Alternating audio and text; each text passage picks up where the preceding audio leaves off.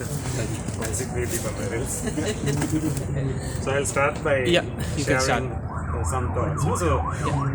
So thank you for inviting me, Tarinda, and also the person who called me was Samal and asked. We had chosen three words, no? So war, peace, and justice. So I think we all have everyone has a general idea of what is war.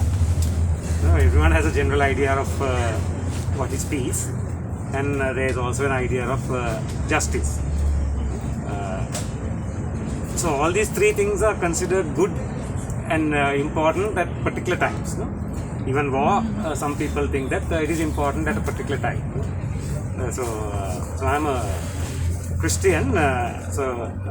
For many decades, the Catholic Church in particular thought that there's something called just war theory. So that war can be a just thing. යුද්ධය කියන එක සමහර අවස්ථාවලදී යුක්තිසහගත දෙයක් කියන එක මගේ ආගමේ විශ්වාසය අනුව කතෝලික ආගමේ ප්‍රකාශ කරලා තියෙනවා. ඒ වගේම වෙනත් ආගම් වලත් මම දැකලා තියෙනවා, අහලා තියෙනවා සමහර අවස්ථාවලදී ආගමේ නාමයෙන් යුද්ධ කරනවා. දැන් ලංකාවේ වුණත් දැන් ගොඩක් වෙලාවට යුද්ධ කරද්දී හමුදා නිලධාරීන්ට නේ ගොඩක් ස්වාමීන් වහන්සේලා ආශිර්වාද කරලා තියෙනවා. වෙන රටවල් වලත් ඉස්ලාම ආගමේ නමෙන් යුද්ධ කරලා තියෙනවා. මේ යුද්ධය කියන එක අවශ්‍යයි සමහර අවස්ථාවලදී හොඳයි කියන එක හුඟක් අය පිළිගන්නවා. සාමය කියන එකත් හුඟක් වෙලාවට හොඳ දෙයක් කියලා තමයි පිළිගන්නේ. ඉස්කෝලේ හරි, ගෙදර හරි නේ, මෙතන හරි, මේ වගේ තැනක හරි නේ සාමය තියෙන්න ඕනේ කියන එකත් පිළිගන්නවා. යුක්තිය කියන එකත් පිළිගන්නවා. So the differences arise, I think, when we try to dig deeper and dwell deeper about what we actually understand by these words, war, peace and justice. So I'll share some of my thoughts and then we can, I think, Ravinder will lead us in a conversation. Conventional war is understanding is two armies fighting.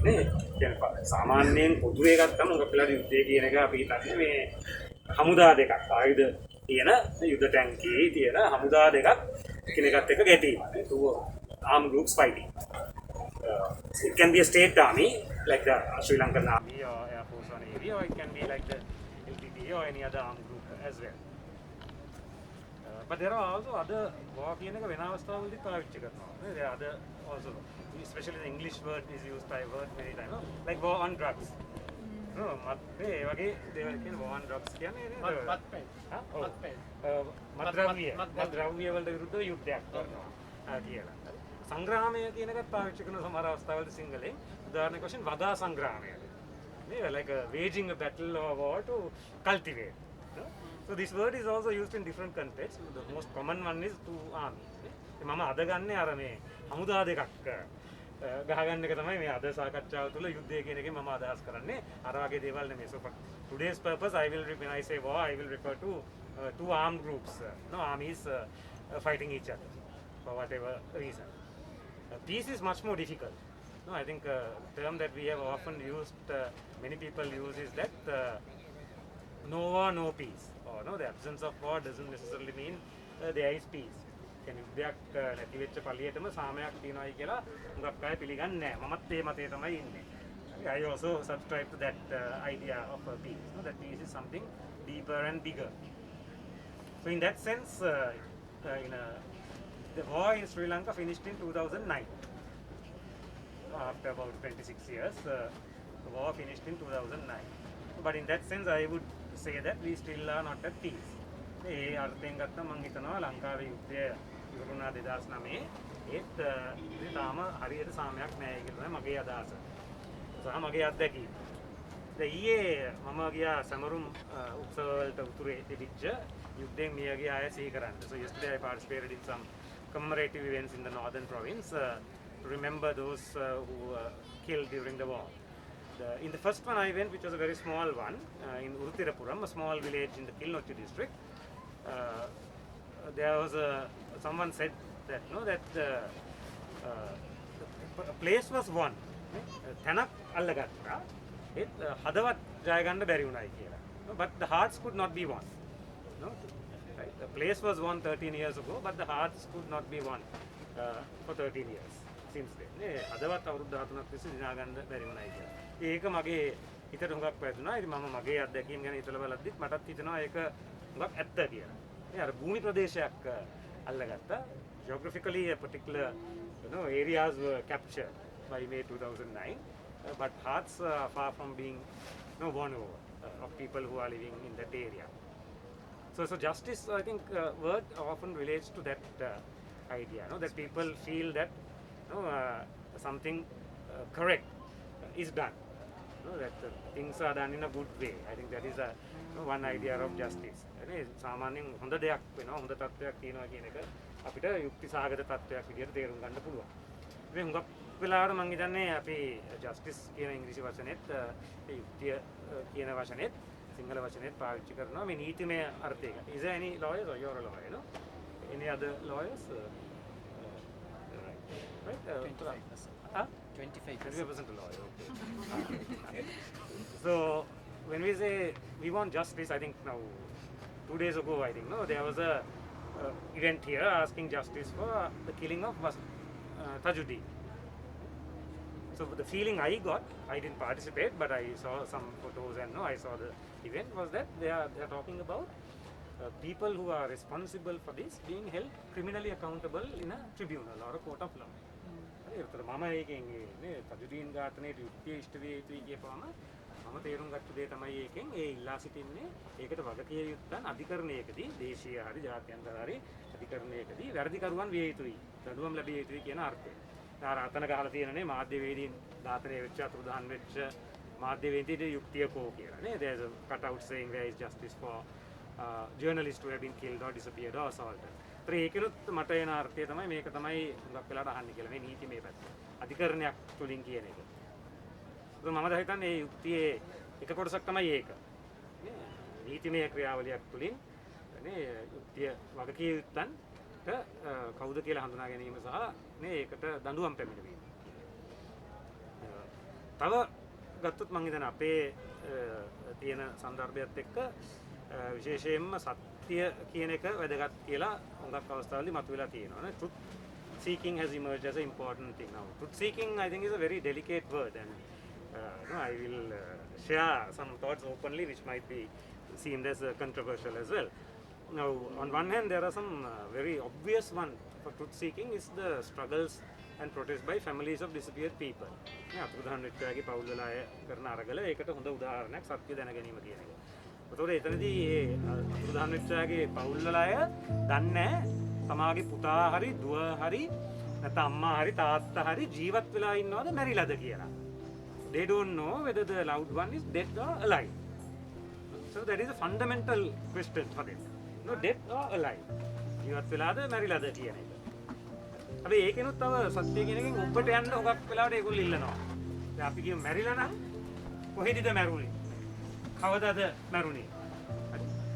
අසනීප වෙලාද, පිහියෙන් ඇනලාද, වෙඩි තියලාද මැරුණේ?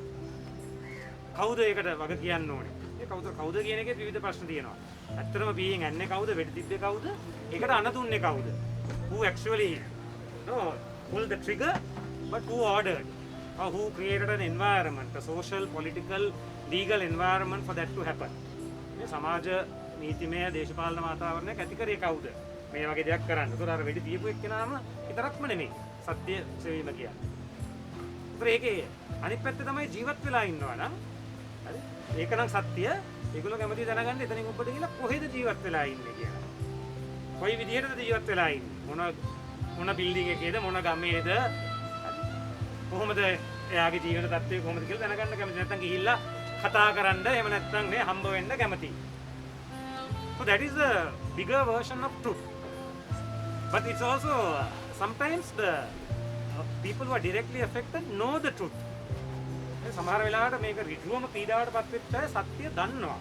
සමහර අතුරුදහන් වෙච්ච අයගේ පවුල් වල අය මටත් කියලා තියෙනවා අපි දන්නවා මේ කවුද අරන් ගියේ කියලා. මේ ළඟ තියෙන ආමි කැම්ප් එකේ කෙනෙක් තමයි අරන් ගියේ කියලා. නමුත් දන්නවා සමහර වෙලාවට. ඒත් ඒගොල්ලෝ සත්‍ය දන්නවා. ඒත් ඒගොල්ලෝ truth seeking කියන එකෙන් බලාපොරොත්තු වෙන්නේ සත්‍ය සොයාගැනීමේ අනිත් අය ඒක පිළිගැනීම.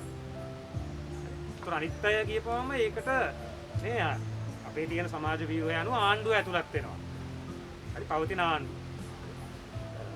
So when some people know the truth, particularly families of disappeared, not all but some know, they are seeking an affirmation of the truth that they know, an acknowledgement of the truth that they know by others, particularly government but also society at large. And I think that is a big challenge for us because many of us want to deny what other people already know. We are not ready to accept. I'm not meaning people here, but maybe people here, but particularly broader society. I think that's a big challenge. The people, when they claim that they know the truth, whether others are willing to accept that or acknowledge that truth. But beyond these, families have disappeared. There also we can consider things like killings. People who were tortured or people who were subjected to sexual harassment or abuse.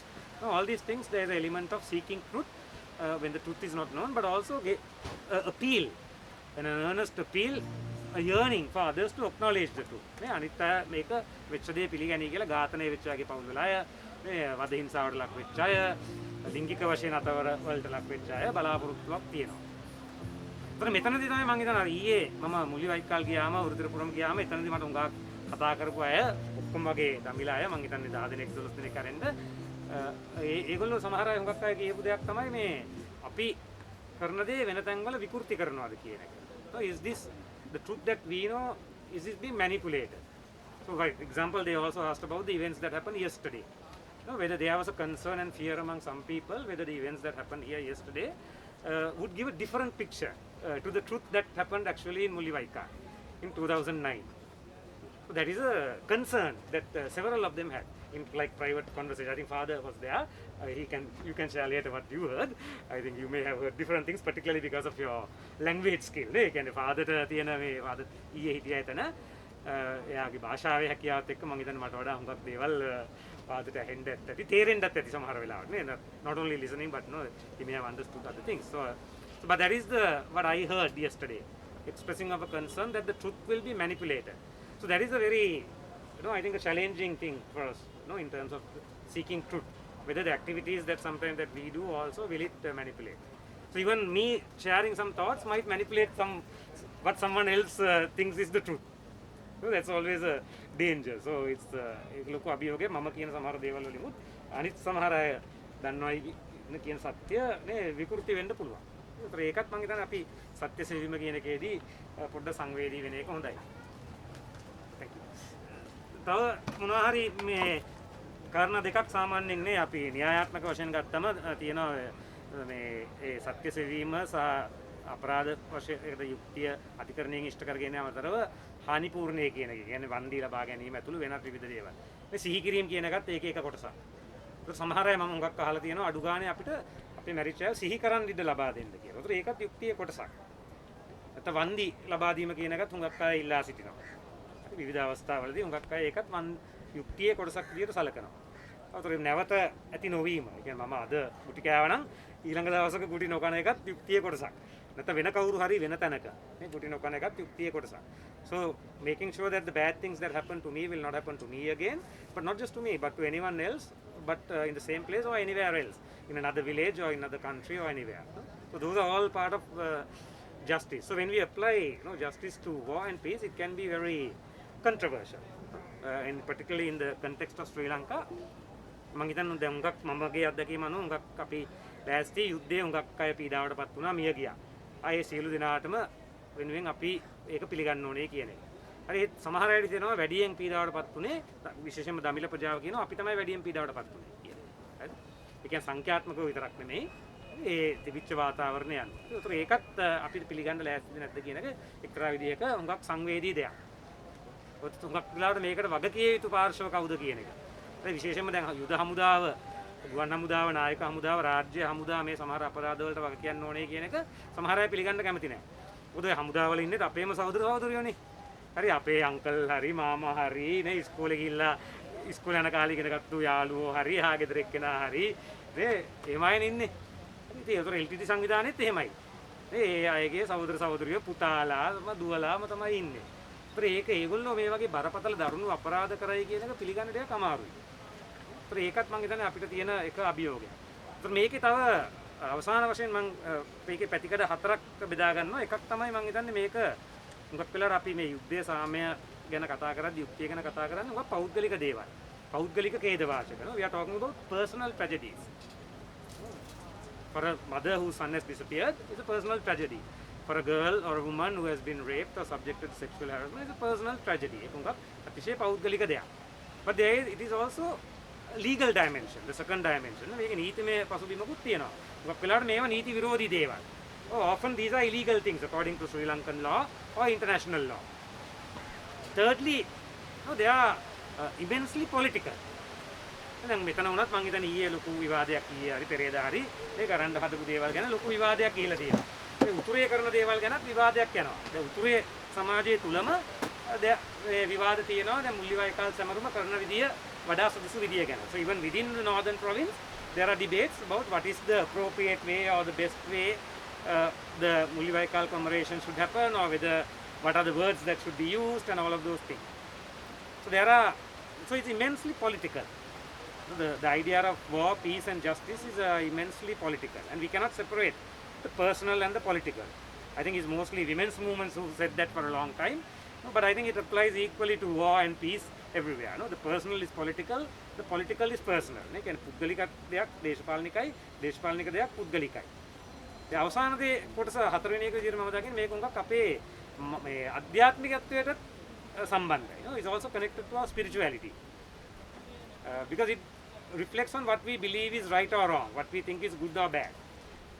Part of spirituality can be our religious beliefs and rituals, no, as Buddhist or Islam or Hindu or Christian or Jews or like that. But even people who don't identify with a kind of an established religion have some spirituality, no? Like, for example, our Vedda community or people who call themselves atheists also have some, I think, some spirituality. Ne? කියන ආගමක් නැහැ කියන අයට උනත් අධ්‍යාත්මිකත්වයක් තියෙනවා. ඒතර මේකටත් මම හිතන්නේ නේ මේ යුද්ධය සාමය කියන එක නැත්නම් යුක්තිය කියන දේ මේ අධ්‍යාත්මික නේ මේ පැතිකඩකුත් තියෙනවා. ඉතින් මේ හතර නේ පුද්ගලික නීතිමය දේශපාලනික සහ අධ්‍යාත්මික කියන ඔක්කොම පැතිකඩ වලින් අපිට මේ යුද්ධය සාමය යුක්තිය කියන එක බලන එක වැදගත් කියලා මම හිතනවා. Right, so I will stop there and then we can have the planned conversation, I think.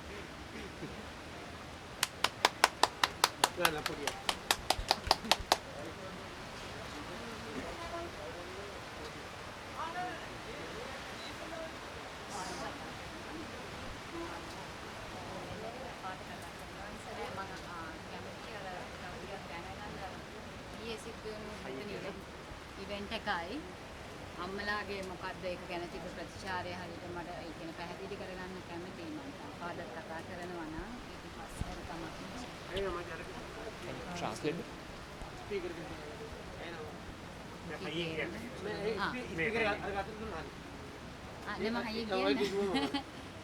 නෑ ඊයේ මෙතන අපි ඒ කරපු ස්මරණය සම්බන්ධයෙන් මේ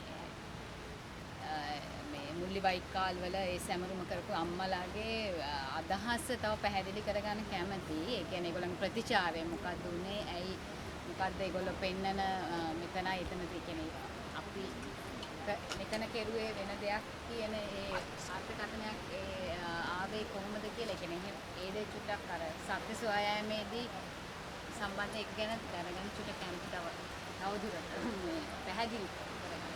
Natasha, can you translate? Shall I translate it? Sure. Okay, I'm beginning.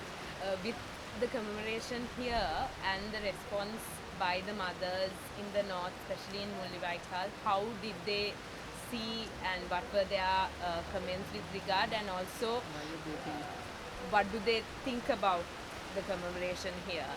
Because Yuki, I think, spoke a little bit. If you can talk about it more, and also how that effects and about the whole truth-seeking procedure and how that as well, a little bit in detail.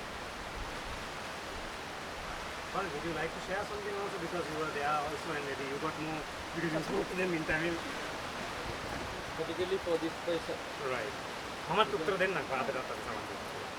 Yesterday, after the remembrance event, so we had a discussion because one group came from south, so the other group, another group already they are by north. So we had discussion.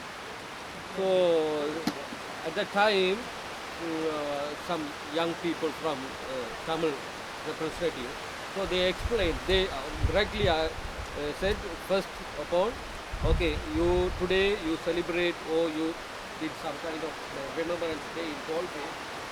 Thank you for that. But really, did you understand the meaning? Why we are continuously try to celebrate this Remembrance Day? With that meaning, are you doing that? That's why that question has been asked yesterday. Because then second question they made. Yeah, second question. You are, yeah. ඊයේ කමරේෂන් එකට සිංහල පොඩි කණ්ඩායමකුත් ඇවිල්ලා හිටියා.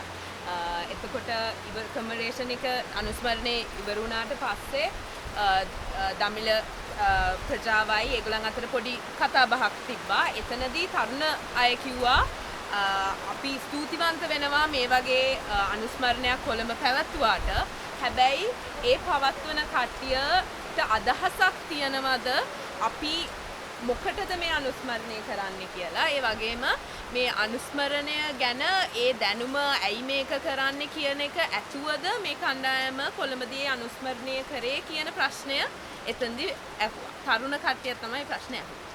Second question they asked to the South group. We couldn't see in the event much more youth, young people. Only we saw one priest, one Buddhist and Buddhist monk and several with the small group, but they all are allied. Maybe they have some knowledge about this. What about others, particularly the middle class or uneducated group? How they understand? Because they are the vote bank. They are the vote bank of this Sri Lanka. These people is not. Particularly in the 69,000, in the number there should not be these people who did this event yesterday. What about others? That question asked. දෙවනියට ඇහුව ප්‍රශ්නේ තමා ඒ අනුස්මරණයේ කොළඹදී පැවති අනුස්මරණය දිහා බලද්දී ඒක ගොඩක් මේ තරුණ ප්‍රජාව හිටියා අඩුයි. පියතුමෙක් හිටියා, හිමිනමක් හිටියා. ඒත් එක්කම හිටපු අනිත් අය යම් දැනුමක් සහිත සහ යම් එක අදහසකින් හිටපු කට්ටියක්. එතකොට කෝ මෙතන සුවිශේෂ වශයෙන් මාධ්‍යම පාන්තිකයන්. ඒ වගේම මේ බොහෝ දුරට අධ්‍යාපනය කියන්නේ ට්‍රැඩිෂනලි උසස් අධ්‍යාපනය වගේ හදාරපු නැති අය. ඒත් ඒගොල්ලන් නැතු කෝ ඒගොල්ලන් තමා අර 69 ලක්ෂය. කියන්නේ ඒගොල්ලන් තමා ඡන්දදායකින්. ඒ 69 ලක්ෂයේ අය මෙතන හිටියේ නැහැ. කෝ ඒගොල්ලන් කියන ප්‍රශ්නේ දෙවෙනියට ඇහුවා. The third question they said when you organize such this event in Goldfield, we also would like to participate on that. But we have a kind of hesitation or fear because your root cause of this protest is different from us, our perspective. So when we participate, when we come and participate on that program, sometimes your perspective will be abused. So we have that fear. So what can you tell us? That's why the third question asked by the northern youth. දැන් අපිත් ආසයි මේ වගේ දෙයකට කොළඹ කට්ටියත් එක්ක එකතු වෙන්න. හැබැයි අපිට එතනදී පොඩි සතිගැම්මක් බියක් තියෙනවා.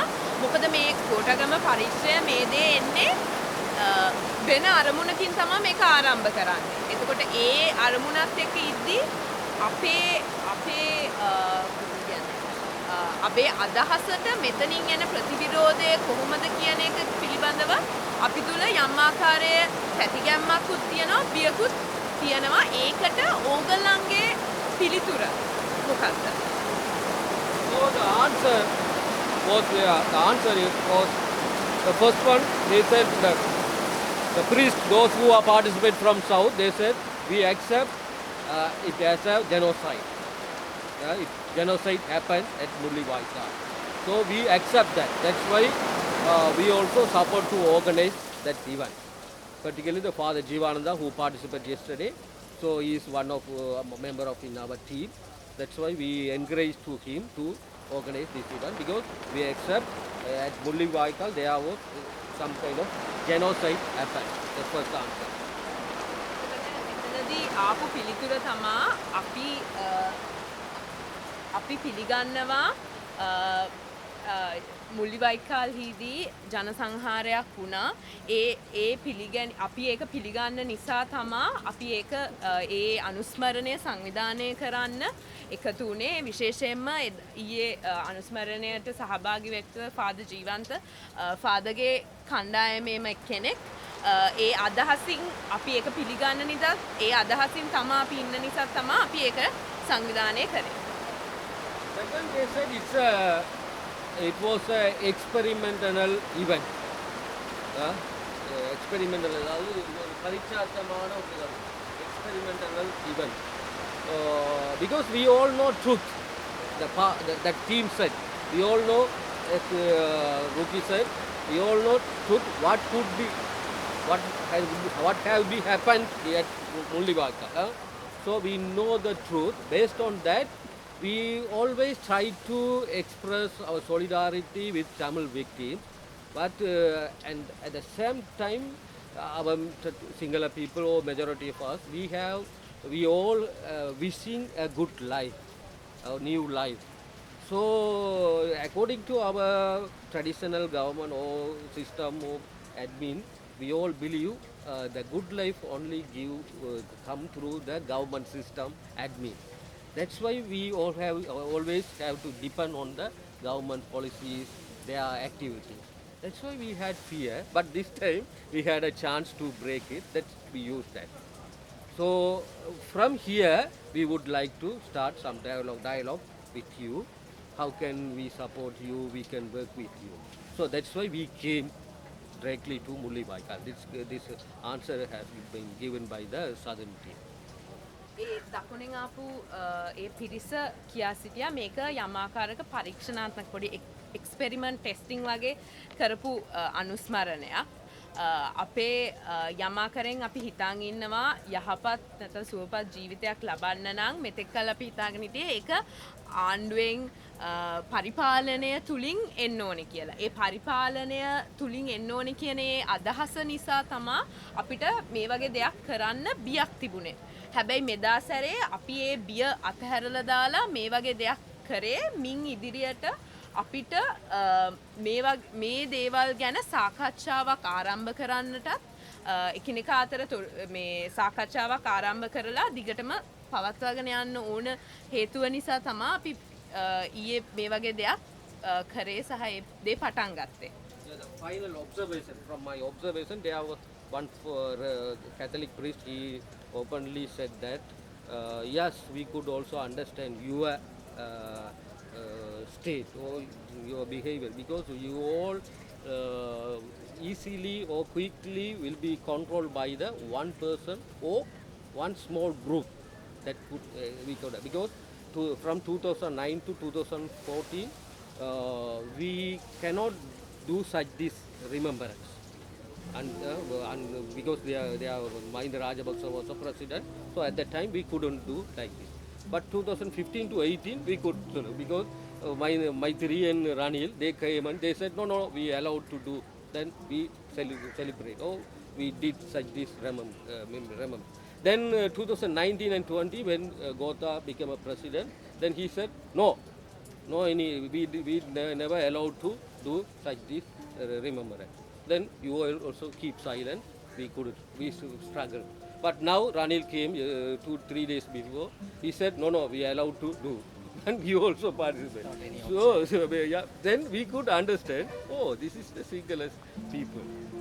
They don't have how can I say, the free mind or free space to express their willingness, their idea. That's their system. Their system is controlled by one person, even the Ranil, one person, or a few group. But not. That's why we, as a priest or as a civil society of Northern East, we would always like to break that kind of system. That's why we are continuously struggle to do. Even the government or police or government said or court order said, oh, you can't do. But no, we want to do. එතනදී father දැක්ක නිරීක්ෂණයක් තමා එක father කෙනෙක් එක වෙලාවක කියනවා මේ දකුණේ ප්‍රජාව නැත්නම් සිංහල ප්‍රජාව බොහෝ වෙලාවට එක්කෙනෙක් හෝ සුළු කණ්ඩායමක් නතු කරගෙන ඉන්නවා. ඒගොල්ලන්ට එතකොට දැන් උදාහරණයක් වශයෙන් 2009 2014 කාලේ උතුරේ ප්‍රජාවන්ට දමිළ ප්‍රජාවට අනුස්මරණය කිරීමේ කිසිම හැකියාවක් තිබුණ නැහැ. ඒක කෙලින්ම ඒගොල්ලන්ට ඒ දේ කරන්න හැකියාවක් තිබුණ නැහැ. නමුත් 2015 දී යහපාලන රජය ආවට පස්සේ ඒගොල්ලන් කියනවා නෑ ඔයගොල්ලන්ට අනුස්මරණය කරන්න පුළුවන්. ඊට පස්සේ ඒගොල්ලන් අනුස්මරණ නොයෙකුත් අනුස්මරණ උත්සවයන් පවත්වනවා. ඊට පස්සේ 2019 දී ආපහු ගෝඨාභය රාජපක්ෂ ජනාධිපති වුණාට පස්සේ ආපහු අනුස්මරණ උත්සව නවත්තනවා. තියන්න බෑ කියලා මේ දේවල් කරනවා. එතකොට දැන් අද දැන් දින කීපයකට කලින් රනිල් එනවා. රනිල් ඇවිල්ලත් කියනවා නෑ ඔයගොල්ලන්ට අනුස්මරණ කරන්න පුළුවන් කියලා. එතකොට දකුණු ප්‍රජාව ඒකට නැතලා ඒකේට පිළිතුරු ඒ සන්දර්භය තුල තමයි ඊයේ කමරේෂන් එක දකුණේ වෙන්නේ. එතකොට ෆාද කියන දේ තමයි මේ උතුරේ ජනතාව හැම වෙලාවෙම උත්සාහයක් දරනවා මේ කණ්ඩායමෝ මේ පුද්ගලයන් යටතට නතු වෙන්නේ නැතුව ඒක බිඳ දමන්න. ඒ කියන්නේ කෝට් ඕඩර්ස් දැම්මත් පොලිසියෙන් ආවත් ඒ හැම එකක්ම චැලෙන්ජ් කරලා අනුස්මරණයද දේවල් කරන්න උතුරේ ජනතාව උත්සාහයක් දරනවා. හැබැයි ඒක දකුණේදී දකිනවා අඩුයි. ඉතින් ෆාද කියන්නේ අපිට තේරෙනවා ඔයගොල්ලන්ගේ මේ තත්ත්වය ඒක තමා ඒගොල්ලන්ට නිරීක්ෂණයක් හැටියට ඒගොල්ලන්ට තේරෙන්නේ.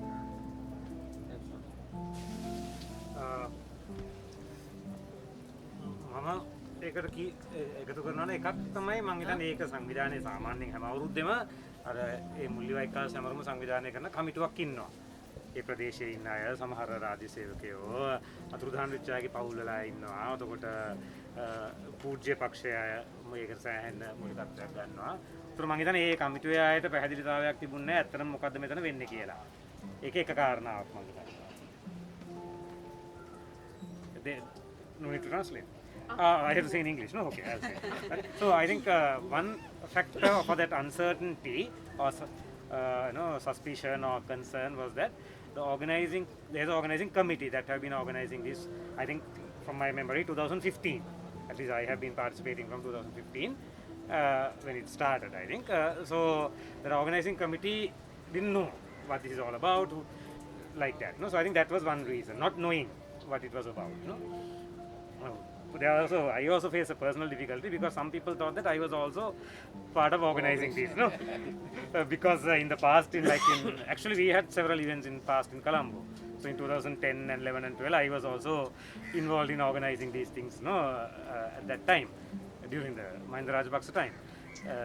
So some of them thought that I was also involved, so that is why maybe I was grilled. But I said, no, I have nothing to do with it as such. I don't know what is happening. I said, I heard that there are various debates going on, but I personally was not involved and I don't know exactly what's happening. මටත් පුද්ගලිකව පොඩ්ඩක් අවස්ථාවයකට පත් වුණා. මොකද ඒ කමිටුවේ ඉන්න සහ අතුරුදහන් වෙච්ච අයගේ පවුල් වල සමහර අය හිතලා තියෙන්නේ මමත් මේක සංවිධානය කරන්න සම්බන්ධයි කියලා. මොකද මීට කලින් අවුරුදු වල 2010 11 12 වගේ කාලවල වල මමත් මේ වගේ දේවල් සංවිධානය කරන්න කොළඹ සම්බන්ධ වෙලා තියෙනවා. ඉතින් මම කිව්වා ඇත්තටම මම දන්නේ නැහැ. මම සම්බන්ධ නැහැ ඍජුවම මේකට සංවිධානය කිරීමේ කටයුතු වලට. මට එහෙම කවුරුත් කියලා නැහැ. ඒත් මෙහෙම දෙයක් වෙනවයි කියලා මමත් දන්නවා. සහ ඒක පිළිබඳව විවිධ විවාද තියෙනවා කියන එක මම දන්නවා. ඒක හංගන්න දෙයක් නැහැ කියලා. So and I think the third one is that the use of particular words. No, I think they were very particular that for them this is genocide. No? Anything short of that would be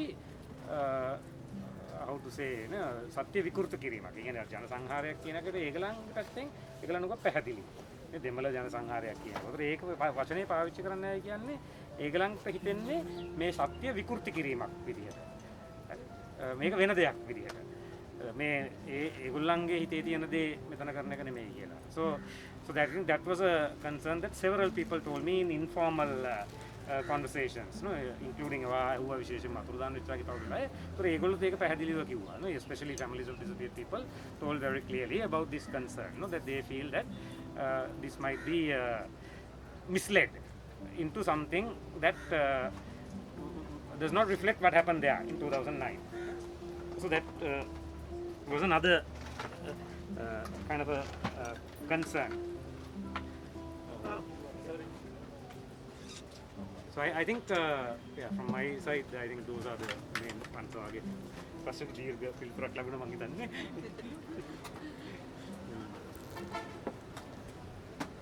මම අහන්නගේ ප්‍රශ්න. ඔව්. දැන් මගෙන් විතරක් අහන්න එපා. අපි එකඟතාවය ඒකයි. හැමෝටම මෙතන කතා කරන්නේ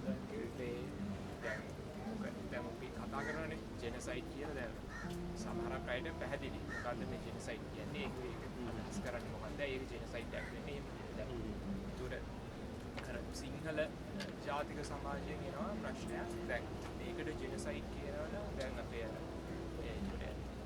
ජී සංවිධානයෙන් කරපු අනිත් ඒ කාන්තාපුරි පල්ලියේ ශ්‍රී මහ බෝධිය ගාව ඒ වගේ වලත් අර මේ කියන්නේ ආර්ථික සංහාරයක් කරන එකක අර්ථයක් තියෙනව නේද කියලා.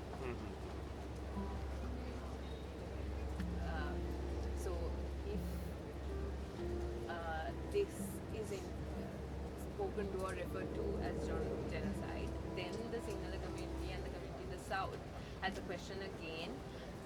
Actions by the LGBT group, like what happened at the Katapuni Mosque, the bomb blast at Dalada Maligawa. How is that? Isn't that genocide as well? Yes, so that is a දෙවා කියපු කාරණය දැන් මේ අවුරුදු ගණනාවක් තිස්සේ මේ And also to add something, they ask why you don't mourn for them. Why don't you mourn that? Like you mourn about Mullivaikkal massacre, but why not them? right. Right. ඇයි ඒව ගැන කතා කරන්නේ නැත්තේ නැත්නම් සඳහන් වෙන්නේ නැත්තේ අනුස්මරණය අනුස්මරණය කරන්නේ නැත්තේ කරන්නේ කියන්නේ right හරි මගේ අත්දැකීම මම කියන්නේ ඒතර මම කියන දේ මේ උතුරේ ඉන්න අය හිතන විදිය කියලා ගන්න එපා හරි so don't take what I say as the perspective of Tamils. I share my personal perspective and impression as a Sinhalese from Colombo. හරි මම දකුණේ ජීවත් වෙන සිංහල කෙනෙක් විදිහට තමයි මගේ අදහස් මම දෘෂ්ටිකෝණය බෙදාගන්නේ හරි ඒ මෙච්චර කල් යුද්ධය ආශ්‍රිතව සිදුවෙච්ච අනුස්මරණ ලංකාවේ විවිධ ප්‍රදේශවල වෙන වෙනම වෙලා තියෙනවා. Right? These commemorations related to terrible things that have happened in connection with the war has been happening all over Sri Lanka. Now, for example, the Arantalawa, the killing of monks, including very young, like children, like Samanera Vahansila, ඒ ඝාතනය අරන්තලාවේ සමරන හැම අවුරුද්දෙම. Right? The Kathankudi Mosque massacre is commemorated every August. There's monuments for those. Permanent monuments are there in those places.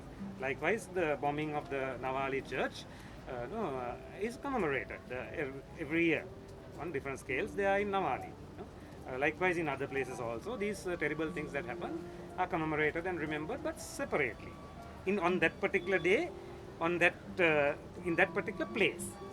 හරි ඒතර ඒවා වෙන වෙන තැන්වල ඒ අදාළ දවසේ තමයි ඒ හුඟක් වෙලාවට ඒ ප්‍රජාවේ අය නැත්නම් දේශපාලන නායකයෝ නැත්නම් සිවිල් ආගමික නායකයෝ මූලිකත්වයෙන් තමයි ඒක වෙලා තියෙන්නේ මගේ අත්දැකීම අනුව.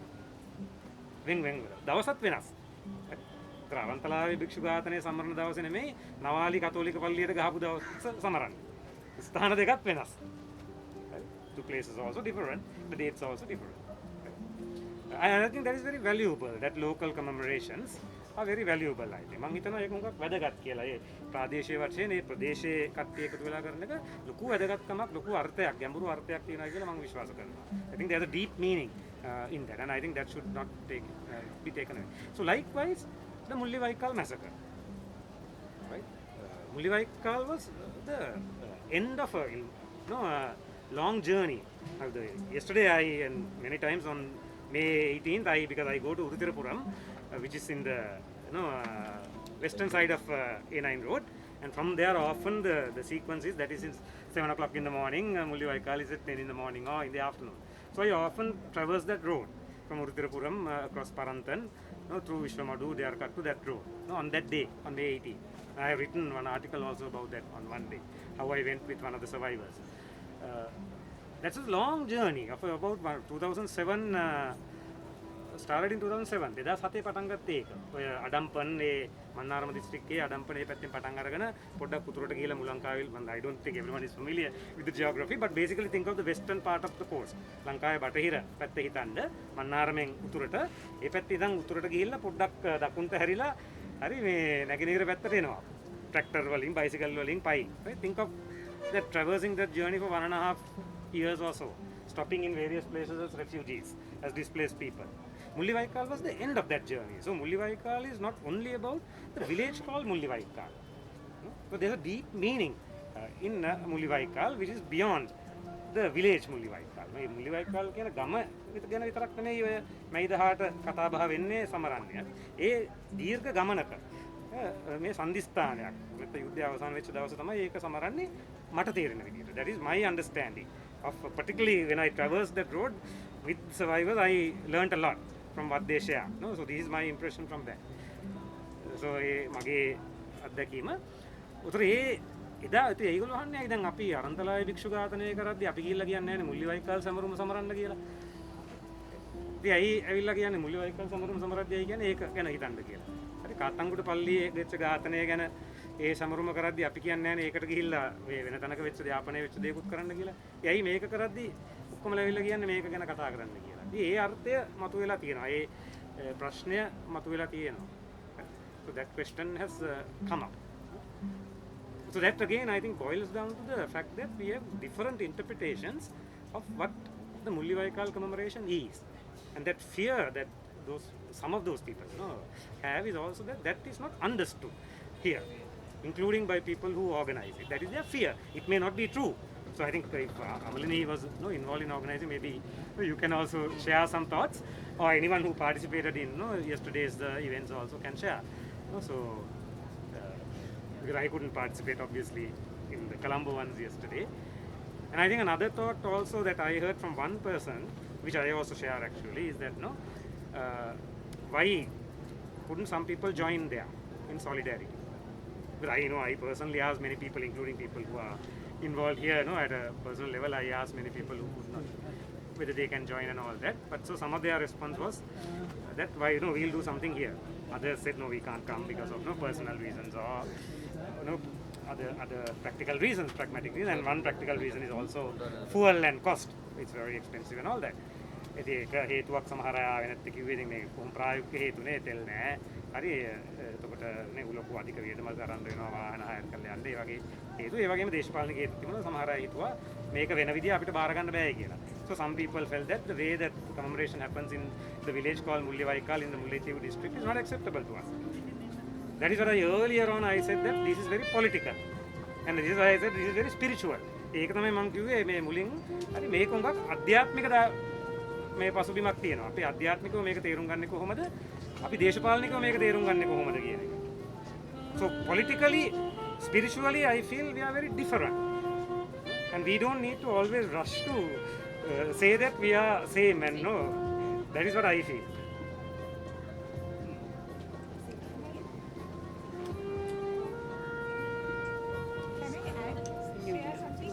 මම හිතන්නේ අපි මේකට මම කිව්වේ අර මේකට උඟක් අපි අර නීතිමය පසුබිමක් තියෙනවා පුද්ගලික පසුබිමක් තියෙනවා මේ ඛේද වාචක වලට ඒ නීතිමය පුද්ගලිකට අමතරව මම කිව්වේ දේශපාලනික පසුබිමක් තියෙනවා කියලා. අපි දේශපාලනිකව හිතන්න ඕනේ මේක.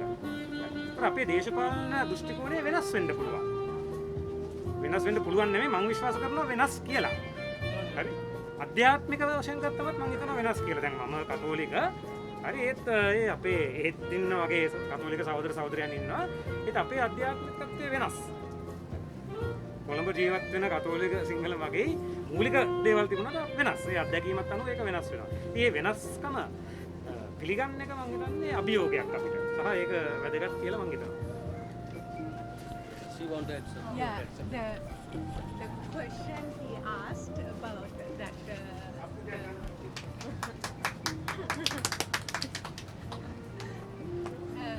For that question, I'm from Jaffna and I'm a survivor of the Nawali bomb blast. And for me, when I was in Jaffna, I didn't know anything about what happened in the south or even in Katangudi, Moscow, nothing. We only knew what happened in Jaffna. So for me, it's like we were affected and not the rest of the part of the country. So that was my belief. And I totally thought that we are the only one who were killed everything, and also only our churches and temples are destroyed. We didn't know anything about the mosque or Pansale or anything. So I did a course with Ruki. It's a peace and reconciliation course, and it just turned me to see the other side, how it affected the whole Sri Lanka. So that is where I think many people we suffer, because the truth is not heard or shared to everybody, because the people who are in the south doesn't know what happened in the north because of the censorship. So because like for me, the one thing really made me like so vulnerable, Easter bombing attack. Like the amount of people said like, you know, sorry and praying for you and all. We never heard a single thing when the Nawali bombing happened. And that was like, you know, like many villages were there. And it's 9 bombs. It didn't happen just in the village. It's like a whole in the church. It's a village bombing, and also like 150 people died at that moment. So it was a massive, massive thing. But the way the media and everything for the Easter bombing, right? It spread whole world, and amount of that prayers and that love and everything. So there was the time I started to ask the question, so why not me? Why nobody didn't care for me when I was suffering? So that is where I think we are struggling still, because many people doesn't know our stories. So somehow that, you know, we have to, because I also before, I think in the class he knows, like I was so defensive that no, only we suffered. So we didn't have that thing to open up to accept that others suffer. So it takes time, and it's really hard, because when the mind is so stuck, the beliefs, which is brought for me, so many beliefs were even before I was born. So I born with that hatred. Even like 2017, my friendship with Sinhalese started.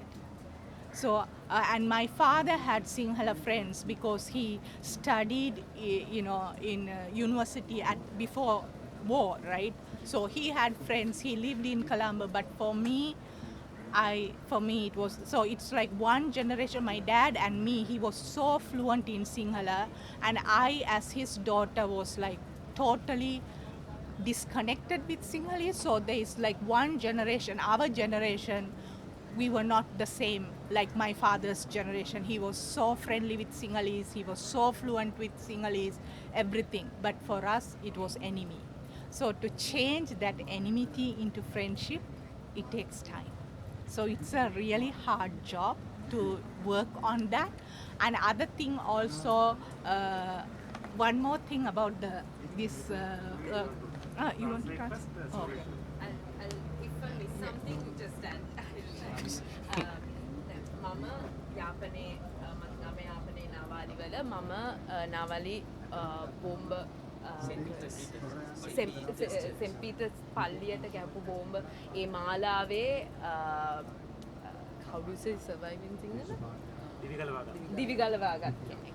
එතකොට මම ඒ කාලේ මම දැක්කේ මට තමා මේ දේ වෙන්නේ, මම තමා යුද්ධයෙන් පීඩා විද්දේ, මම තමා මේකට අත්දැකීම ලැබුවේ මම එතකොට කාතන්ගුඩි මේ මුස්ලිම් පල්ලියේ වෙච්ච දේ ගැනවත් අනිත් මේ දල්දා මාලිගාවට වේවා ඒ දේවල් ගැන මට දැනුම තිබුණ නැහැ. මගේ දැනුම තිබ්බේ නැහැ. මටයි මේක බලපෑවේ, මටයි මේක සිද්ධ වුණේ කියලා. නමුත් ඊට පස්සේ සාමය හා reconciliation සාමය හා සංහිදියාව ගැන රුකිත් එක්ක කෝස් එකක් කරද්දි තමා මට හිතට නෑ මේක මම විතරක් නෙවෙයි අනිත් පාර්ශව ඉන්නවා මේක මේ වගේ බලපානවා කියන දේ මන් තේරුම් ගත්තේ සහ මට ඒ දැනුම ලැබුණේ එන්නේ ඒ අවස්ථාවේදී. එතකන් තිබ්බ යම් ආකාරයක සංනිවේදනය, කියන්නේ මීඩියා වලින් දකුණට තොරතුරු රැගෙන එද්දී ඒකේ යම් ආකාරයක සර්වේලන්ස් එකක් තිබ්බා. යම් ආකාරයක වාරණයක් තිබ්බා. ඒ හේතුව නිසා දකුණේ අය දන්නේ නැහැ අදටත් දන්නේ නැහැ ඇත්තටම උතුරේ සිද්ධ වුණේ මොකක්ද කියලා. එතකොට මගේ තාත්තා දකුණේ විශ්වවිද්‍යාලයක ඉගෙන ගත්ත කෙනෙක්. එයාට ගොඩක් යාළුවෝ ඉන්නවා සිංහල යාළුවෝ. එයාට හොඳට සිංහල පුළුවන්. බත් ඒත් එයාගේ දුවෙක් වෙච්ච මට සිංහල බෑ. මම අපේ ජෙනරේෂන් එකේම අය අපේ තාත්තලාට වඩා කලින් අයත් එක්ක වෙනස්. ඉතින් මෙතන තියෙන්නේ අර තොරතුරු නොමැතිවීම සහ ඒ තොරතුරු වල ලබා දීමේදී සහ තොරතුරු බෙදා හැරීමේදී තිබුණු ඒ සුළුභාවය සහ ඒ කොටු කරලා කියන්නේ මේ තොරතුරු නොමැතිකම සහ තොරතුරු නොදැනුවත්කම හේතුවෙන් තියෙන ගැටලුවක් තමා මම දකින්නේ. ඒ වගේම මට 2017 වෙනකන් වගේ සිංහල යාළුවෙක් හිටියේ නැහැ. මට එතකන් තිබුණේ තරහක්. ඒ තරහ මිත්‍රකමකට පරිවර්තනය කරනවා කියන්නේ යමාකාරයක ඉතාමත් විශාල වැඩක්. ඒක කරන එක කාලය ගත වෙනවා වගේම ඒක අපහසු දෙයක් කරන එක. ඉතින් ඒක තමයි මං හිතන්නේ මං පැහැදිලි කරා තව මොනවද මිස්සුණාද?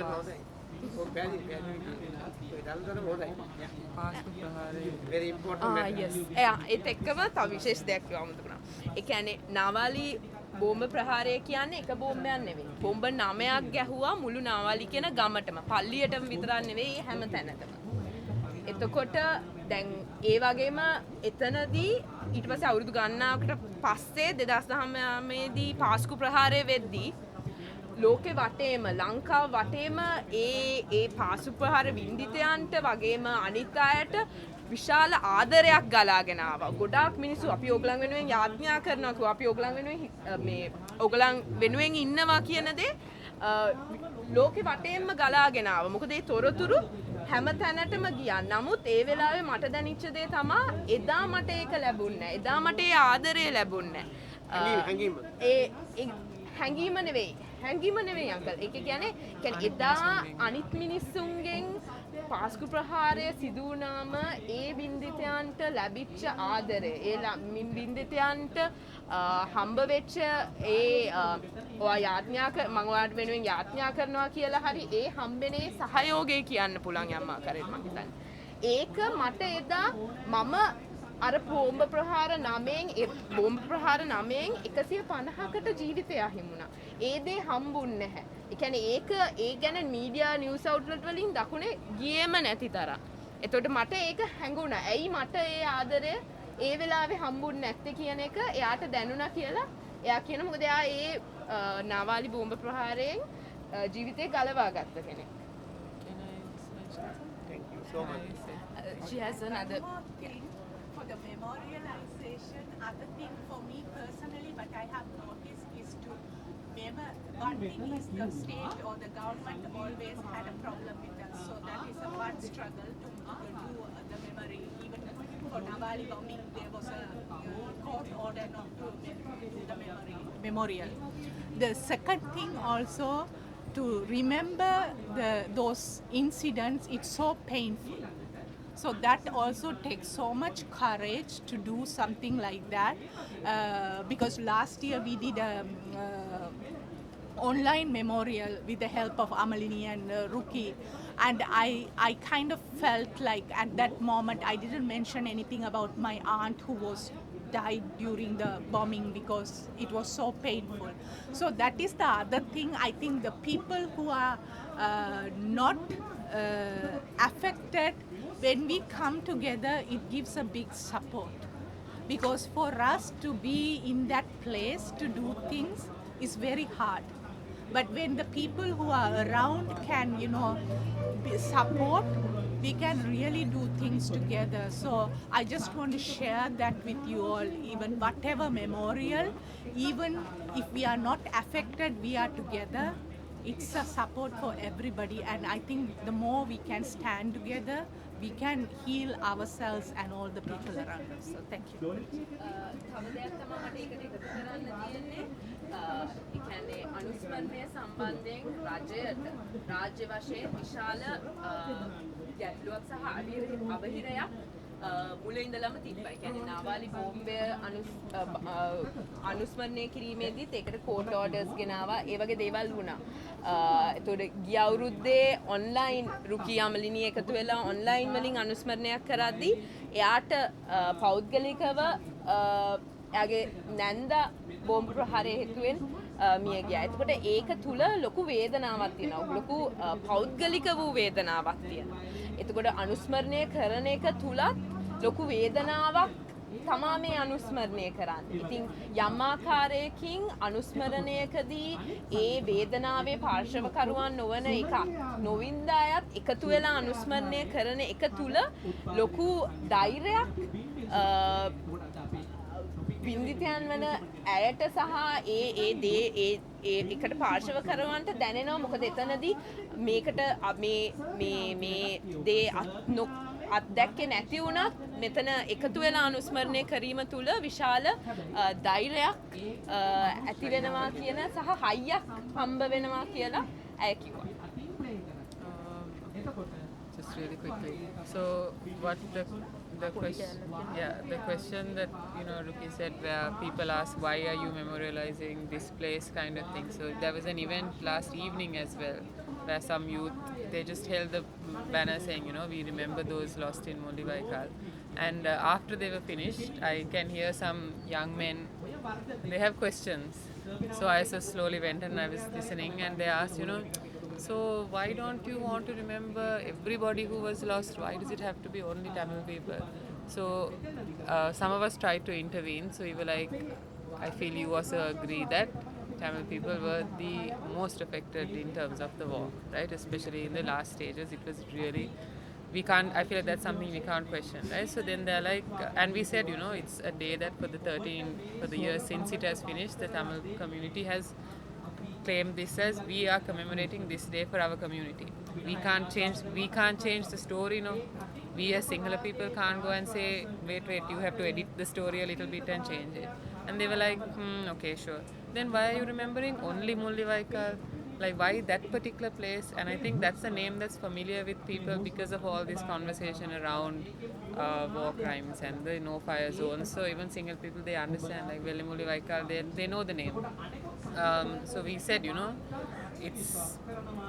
and we said, I feel like the last 2 weeks of the war, especially, have you taken any time to go and like look at the information about what people went through at that time? It was, we can't explain in a few words how terrible it was.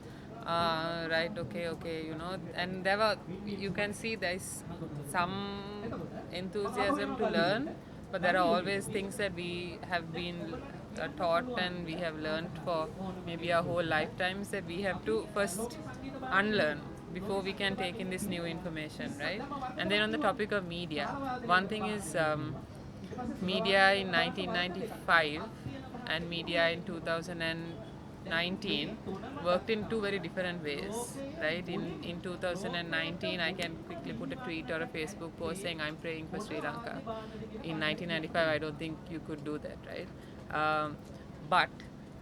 And I know a lot of people say in Sri Lanka the end of the war especially was a war without witnesses, that no one was watching. I don't believe that. I feel like if you look hard enough and if you're willing to accept information, there is enough and more information from that period and of the whole war about the Nawali bombing. It's all on record. If you're enthusiastic to learn and if you are really if you really want to look for the truth, you will be able to find the information and not just say, oh, I couldn't find it, right? So I feel like that's a responsibility that falls on individuals to, take the effort to learn beyond the mainstream media, beyond just what we see very quickly on our Facebook, put in some effort to learn about topics that might be difficult to us. And it's also obviously there's a responsibility from the government in terms of education. But I feel like if, we said, if we want to be able to stand with people who we might not know, whose problems are not the same as ours, whose problems we might never experience, we need to put in, if everyone puts in the effort to go and learn about an issue that they maybe that can be one step towards yeah, something. Yeah.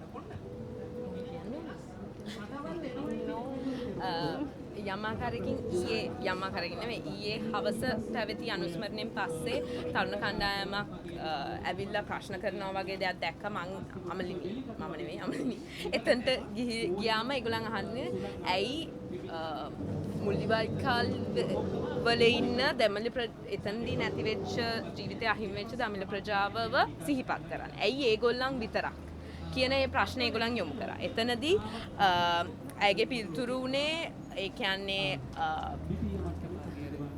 අවසාන යුද්ධයේ අවසාන හරියේදී නැතිවෙච්ච ජීවිත කම්මරේට් කරන්න තමා මැයි 18 කියන දවස දමිළ ජනතාව විසින් ප්‍රජාව විසින් ඒ දවස වෙන් කරලා තියෙන්නේ ඒ යුද්ධ අවසාන කාලයේදී සිදු වූ ඒ ජීවිත අහිමිවීම ගැන. ඒ කියන්නේ ඒ පිළිබඳව ඇය තවදුරටත් ප්‍රකාශ කර කිව්වා කියලා කියනවා. ඒගොල්ලන් කිව්වා කියන්නේ ඒ සිදුවීම් ගැන තොරතුරු ඒ උගලන්ට ලේසියෙන් ලබා ගන්න පුළුවන්. ඒක ડોකියුමන්ට් කරලා තියෙනවා. ඉතින් ඒ දේවල් ගැන ඉගෙන ගන්න, ඒ දේවල් දැනගන්න ගොඩක් දේවල් තියෙනවා. ඒවා කියවීම කරෝතින් ඒ පිළිබඳව තොරතුරු ලබා ගැනීමේ හැකියාව තියෙනවා කියන එක එතන ප්‍රකාශ කරා. එතන එයත් කිව්ව දෙයක් තමයි ඒගොල්ලන්ට ඉගෙන ගන්න තවදුරටත් මේ පිළිබඳව තොරතුරු ලබා ගන්න කැමැත්ත තියෙනවා. නමුත් ඒක ගැන ඉගෙන ගන්න වෙලාව ගත්තනම් දැනගනි ඇයි මිනිස්සුන් ඒ මුල්ලිවයිකල් කියලා වෙනම සමරන්නේ ඒ වේදනාව සමරන්න සිහි කරන්නේ ඇයි කියලා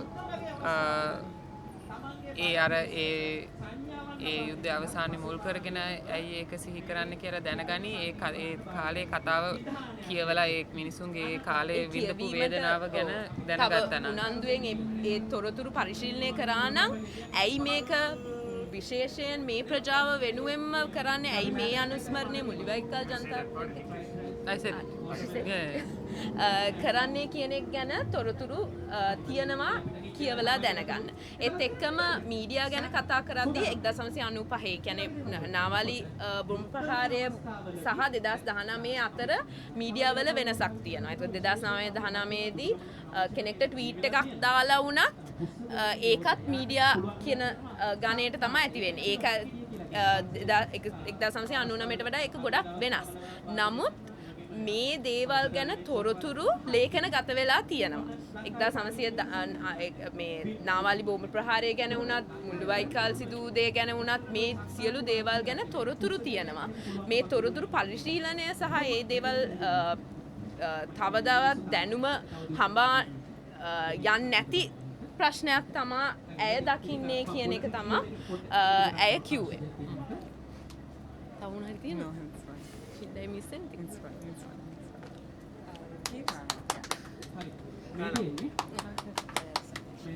So, කියා මට එකක් ප්‍රශ්නයක් සහ යම්කිසියක් අරගෙන බෙදා ගැනීමක් දැන් අපේ ලංකාව ඇතුලේ මම කැමතියි දැනගන්න දැන් ජීවත් වීමේ අයිතිය කියන එක අපේ ආණ්ඩුක්‍රම ව්‍යවස්ථාවෙන් පිළි අරගෙන නැහැනේ මූලික අයිතිවාසිකමක් විදිහට ජීවත් වීමේ අයිතිය කියන එක. එතකොට මේක යම්කිසි ආකාරයක ඒ කියන්නේ එහෙම අයිතිය පිළි අරගෙන තිබුණා නම් මේ කියන්නා වූ තත්වය ඊට වඩා වෙනස් වෙන්න තිබුණාද යුක්තිය එහෙම නැත්නම් යුක්තිය හොයන මිනිස්සුන්ගේ ඒක යම්කිසි ආකාරයක කියන්නේ සාධනීය විදිහකට පාවිච්චි කරන්න තිබුණාද කියන එක කතාවක්. සානිත් එක දැන් මේ ෆාදර්ගේ හඳුන්වා දීමන තේරුම් ගිය දෙයක් තමයි අර සැමරීම කියන්නේ සිහි කිරීමේ ඔවුන්ට තියෙන නිදහස සහ අයිතිවාසිකම කියන එක හැම වෙලාවෙම දකුණේ ඉන්න සිංහලයා විසින් තමයි මේක පාලනය කිරීමකට යම් කිසි විදිහකට කරලා තියෙන්නේ. ඒක කොයිතරම් දුරකට එහෙම කරන්න අපිට අයිතියක් තියනවද කියන ප්‍රශ්නෙත් අනිත් පැත්තට පැන නගින දෙයක්. ඒ කියන්නේ තමුන් ඒක වෙනස් වෙන්න තිබුණාද සමහර විට මේ සැමරීම කියන එක අයිතියක් විදිහට පිළිගැනීම කියන ඩිස්කෝස් එක ලංකාව තුළ කොයිතරම් දුරකට ස්ථාපිත වෙලා තියෙනවද? දැන් අපි ජයග්‍රහණය දැන් මේ මෑතකදී අපි සැමරුවේ නැහැ. නමුත් මේ දක්වාම පහුගිය අවුරුදු ටිකේ මේ මාර්තු මැයි 19 වෙනිදාට 18 වෙනිදාට අපි ජයග්‍රහණය කියන එක ගෝල් ෆෙස් එකේ සමරන යුද ජයග්‍රහණය එහෙම කියලා. නමුත් ඒ හා සමානම අයිතිවාසිකමක් තියෙනවා නේද ඔවුන්ටත් මියගිය අයව සමරන්න. නමුත් මේ අපි මේක අයිතිවාසිකමක් කියන නිර්වචනය තුළ කොයිතරම් දුරකට ගලපාගෙන තියෙනවද ලංකාව ඇතුළේ? So, Chatu's first question is right to live or right to life has not been recognized as a fundamental right under our constitution. If it was so, if it was recognized as a fundamental right, then this whole process of justice and the aspect of justice would it have been different. And the second one is when it comes to commemorations, throughout these years, the right to commemorate has been controlled by the South, by the Sinhalese majority South. So, in that, if the right to commemorate was also taken in the context of rights, would it then differ what the situation is? Like what is the discourse of the right to commemorate in Sri Lanka? What if commemoration was a right? So we like throughout these years, even till last year, May 18th was somewhat commemorated as a war victory in the South. So, but what if, yeah, in that same sense, what if commemoration was a right? But if it was taken in as To what extent have we had the conversation in Sri Lanka about making it a right? It a right. Yeah. What is the conversation around it? And So, I'm not a lawyer, but I strongly support the idea that we should have the right to life in our constitution. මම නීතිඥයෙක් නෙවෙයි වුණත් මම අරේ විශ්වාස කරනවා සහ ඒ වෙනුවෙන් පිළිසිනවා ජීවිතයේ තියෙන අයිතිය අපේ ව්‍යවස්ථාවේ තිබිය යුතුයි කියන එකට. But I don't think it would have made any difference to the genocide massacre that happened in the northern east, even if it was recognized in the constitution. හැබැයි මම හිතන්නේ ඒක ව්‍යවස්ථාවේ තිබුණත් ජීවිතයේ තියෙන අයිතිය තහවුරු කළා ඒ වෙච්ච ජනසංහාරය ඒ ඝාතන අඩු වෙයි කියලා මම හිතන්නේ. සහ ඒවට යුක්තිය සෙවීමට ඒකෙන් අර්ථයක් ප්‍රයෝජනයක් වෙයි කියලා මම හිතන්නේ. I also don't think the search for justice would have been had a positive, having right to life in the constitution would have had a positive impact on the search for justice for these massacres. I don't think, I don't believe that. So in terms of the right to remember, I again look at it as a more from, if you look at it from legal perspective, I think we can look at it from freedom of expression perspective. Freedom of expression is guaranteed in our constitution, subject to certain limitations. අදහස් ප්‍රකාශ කිරීමේ නිදහස අපේ ව්‍යවස්ථාවේ සාතික කරලා තියෙනවා. යම් යම් විශේෂ අවස්ථාවල හැර ව්‍යතිරේක කීපයක් තියෙනවා. හරි ඒ ව්‍යතිරේකත් නීතියෙන් පිළිගන්න ඕනේ. Even the exceptions have to be spelled out by law. Right? ඉතින් මම හිතන්නේ අපිට අර හැම දෙයක්ම නීතිමය පැත්ත විතරක් බර දාන එකට වඩා අපි උත්සාහ කර යුතු වැදගත් කියලා මම හිතනවා මේක සමාජීය දේශපාලන පැත්තෙන් බලන එක. I believe that rather than emphasizing everything from a legal perspective, is important to look at it from a social political perspective. I'm not saying legal is not important, that is also important, but I feel often there's overemphasis on the importance of legal. මම කියන්නේ මේ නීතිමය පැත්ත වැදගත් නැහැ කියලා, ඒකත් මොකක් වැදගත්. ඒත් මට තේරෙන්නේ මගේ පෞද්ගලික මතය ඒකට වැඩි බරක් දෙන බර වැඩි සමාජ දේශපාලන පැත්තට දෙන බර අඩුයි කියලා.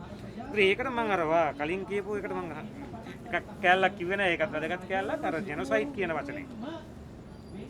මුතුන් මං හිතන්නේ මම අහලා නෑ මේ කාත්තංගුඩ මම කාත්තංගුඩි පල්ලියට කීප පාරක් ගිහිල්ලා තියෙනවා නේ. එතකොට අරන්තලාවත් ගිහිල්ලා තියෙනවා. ඒ වගේ විවිධ තැන්වල ඒ සමරුම් වලට සහභාගී වෙලා තියෙනවා. හරි ඒගොල්ලෝ මේක ජන සංහාරයක් කියනවා මම අහලා නෑ. I have not heard them refer to this by themselves as a genocide. They refer to it as a massacre. සංහාරයක් විදියට තමයි ඒගොල්ලෝ කියනවා මම අහලා තියෙන්නේ. හරි ඒ මගේ තියෙන සීමාව. එතකොට මේ genocide කියන එක මම හිතන්නේ අපි අර we should not look at it only from a legal and academic perspective. No, because academically there is a definition for genocide. Legally, there in international law, in the Rome Statute, there is a definition for genocide. No? There is a genocide convention also international, right? So if you want legal definitions, we can look at those. But I don't think we can look at it strictly from legal and academic perspective. මම හිතන්නේ මේක මේ වචනය මේ අපිට නීතිමය මේ නේ අර මේ විද්වත් ඒ විදිහට හිතලා බලලා මේක genocide නෙමෙයිනේ කියලා ආගියු කරාට වැඩක් තියනවායි කියලා මම හිතන්නේ නැහැ. I don't think there's a point in arguing that according to this law, this convention, according to this academic definition, this is not genocide. කියන එක මම හිතන්නේ එච්චරම තේරුණා නැහැ. There was a discussion, debate in the parliament as well. Just debating on the term usage of genocide. It was a very long debate. Sorry. So යාකි පාර්ලිමේන්තුවේත් මේක ගැන ලොකු විවාදයක් තිබුණායි කියලා. මේකට හොඳම උදාහරණයක් තමයි මේ ගෝටා ගෝ හෝම් කියන එක. හරි. දැන් මෙතන බොහොම පැහැදිලි දැන් මාස ගාණක් යද්දී මේ ගෝටට ගෙදර යන්න කියන එකක් විතරක් නෙමෙයි මෙතන තියෙන්නේ. ඒක පොපියුලර් ස්ලෝගන් එකක්. හරි. ඒකේ ඊට වඩා ගැඹුරු අර්ථයක් තියෙනවා. හරි. හරි. යා මේකෙන් ඉල්ලා මේ දුරෙන් ඉල්ලා ආස්වේ යුතුයි. හරි. යා ගෙදර යනවද වෙන කොහේ හරි පාක් එකක ඉන්නවද කියන එක නෙවෙයි ඒක. හරි. නැත්නම් වෙන රටකට යනවද ඒක නෙවෙයි මේකේ ප්‍රධාන දේ. දැන් මෙතන සමහර ස්ලෝගන් තියෙනවා මේ ගෝටා ගෝ ටු ජේල් කියලා. මේ හිරේ යන්න කියලා. හරි. හරි. උතර ගෝට ගෝ හෝම් කියන එක අපි මේ අර වචනාර්ථයෙන් මේක නීතිමය විදිහටම මේ ගන්න බෑ. No, I think we have to consider the social political context and also the spiritual dimension. I think is also important. ඒක මම හිතන්නේ genocide කියන වචනේට ඒක අදාළ වෙනවා. ඒක පාවිච්චි කරන්නේ අධ්‍යාත්මිකත්වය මොකක්ද? හරි. ඒ අධ්‍යාත්මිකත්වය කියන එක මම හිතන්නේ වැදගත් වෙනවා. ඇයි ඒක ඒගොල්ලෝ පාවිච්චි කරන්නේ? කියන එක හිතන එක වැදගත් වෙනවා. ඒ සමාජ දේශපාලන පසුබිම මොකක්ද? ඓතිහාසිකව වර්තමාන පසුබිම මොකක්ද ඒක පාවිච්චි කරන එක. අර මේක මේ නීතිය අනුව මේක ජෙනොසයිඩ් නෙමෙයි. මේ නිර්වචනය අනුව මේක ජෙනොසයිඩ් නෙමෙයි කියන්නේ නැහැ. ඒක මම හිතන්නේ මේ හැඟීම නේ ඒක වැදගත් වෙනවායි කියලා මම හිතනවා. ඉතින් අර වා කියපු හුඟක් පොයින්ට්ස් වල මම හිතන්නේ ඒක තමයි මගේ පිළිතුර. අපි අර නීතිමය පැත්ත වැදගත් කියලා නේ අපි ගන්න ගමන්ම සමාජ දේශපාලන අධ්‍යාත්මික පැතිත් ගන්න එක වැදගත්. Yesterday I was also part of the event there. Then while I was coming, I called some of my friends because I grew up in Jaffna. I'm also one of the survivors who until the last minute and come out. And I called some of my friends and asked them to join with me since something else is happening first time in Colombo. So some of them really refused to join with me. They said, this has been a struggle for us for several years, and the South did not listen to us, did not show up any sort of enthusiasm in listening to us. So this is time because I still remember I bought petrol 4,500 rupees 20 years ago in Jaffna when I was in the school. That's the time, Then, these people say, the economical struggle or whatever that we are facing is, it's not very new to us.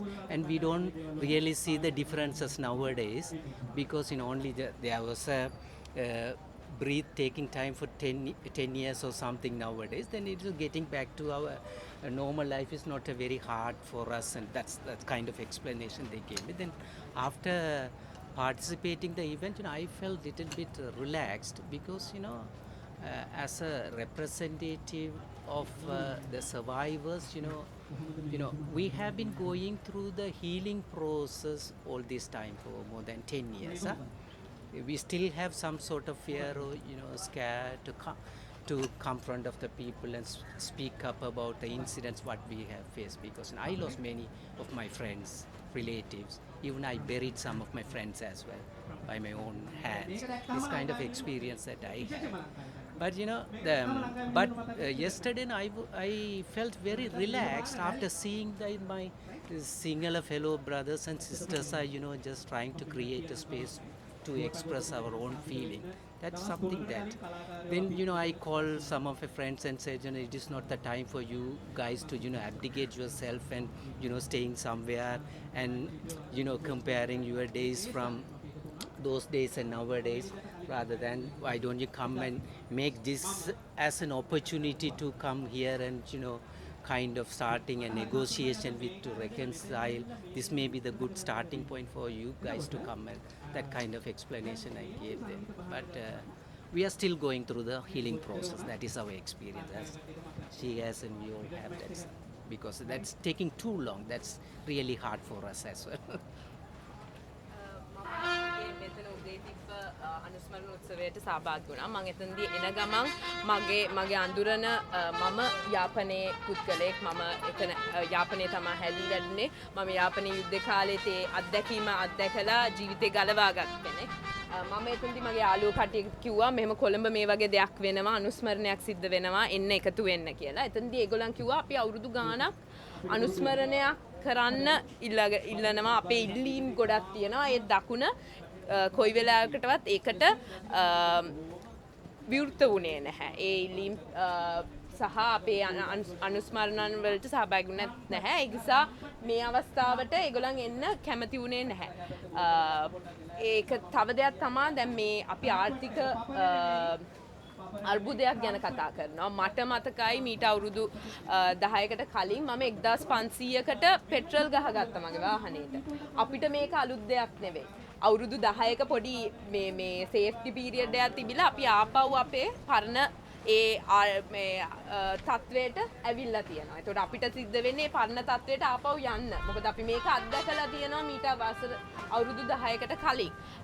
නමුත් මෙතන ඒ අනුස්මරණයට සහභාගී වුණාට පස්සේ මට සැහැල්ලුවක් දැනුණා. මොකද මෙතන ඒ අනුස්මරණයට සහභාගී වෙලා තියෙන සිංහල අයව දැක්කට පස්සේ ඒගොල්ලන් මේට සහභාගී වෙලා තියෙනවා දැක්කට පස්සේ මට සැහැල්ලුවක් දැනුණා මේ වගේ දෙයකට සහභාගී වෙන්න. ඒ වගේම ඔහු කියා සිටියා ඔයාගේ ඒ යාළුවන්ට ආපහු කෝල් කරලා නැහැ. එහෙම නෙවෙයි. මෙතන ඕගලන් මේකෙන් හැමදාම වෙන් වෙලා ඉන්න දුරස් වෙලා ඉන්න බෑ. ළමුත් එකතු වෙන්න කියලා එයා කිව්වා. ඒත් එක්කම විශේෂ දෙයක් තමයි මේ අවුරුදු 10 තිස්සේම යුද්ධේ ඉවරුණා ඉඳලා දැන් වෙනකම්ම මේක හීලින් ප්‍රොසෙස් එකක්. මේක සුවවීමේ ක්‍රියාදාමයක්. මේක එක ගොඩාක් කල් යනවා. දැනටමත් ඒකේ තුවාල ඒකේ වේදනාව තාමත් තියෙනවා. නමුත් මේක සුවවීගෙන යන ඒ ක්‍රියාදාමයක් කියන එකත් ඔහු කියා සිටියා.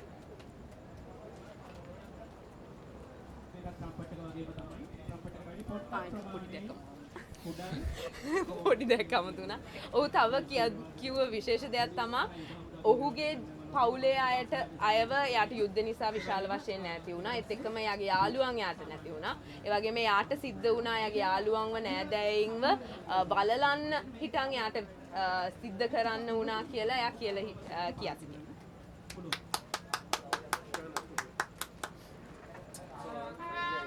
I would like to say something about the Kathangudi massacre, because in the process of truth seeking, we Tamil member of civil society or the group of civil society or peacemakers, we understood clearly it was a brutal action by LTT.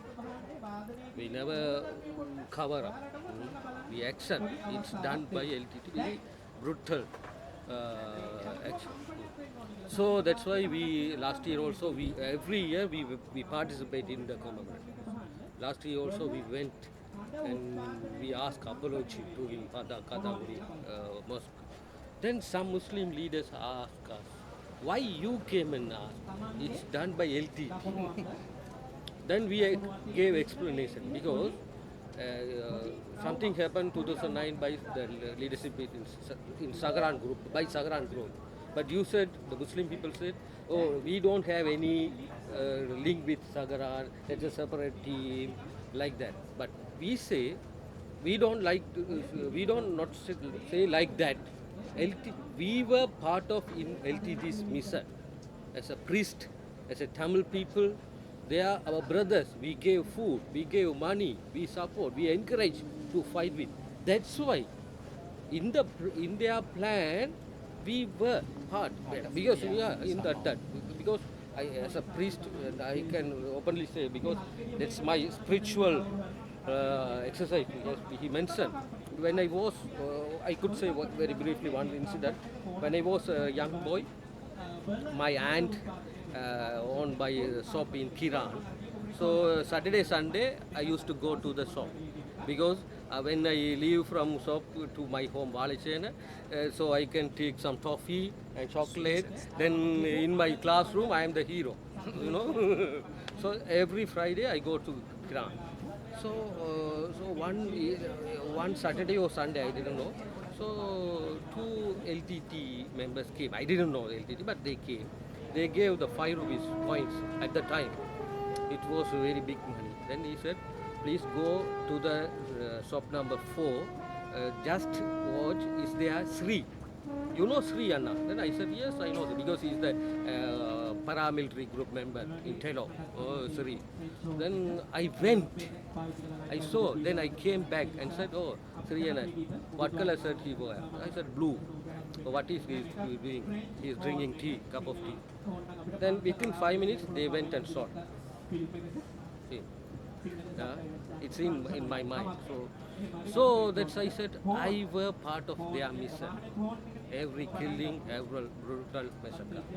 That's why I came and I declared here. But it's such like her, it took too much pain in my mind.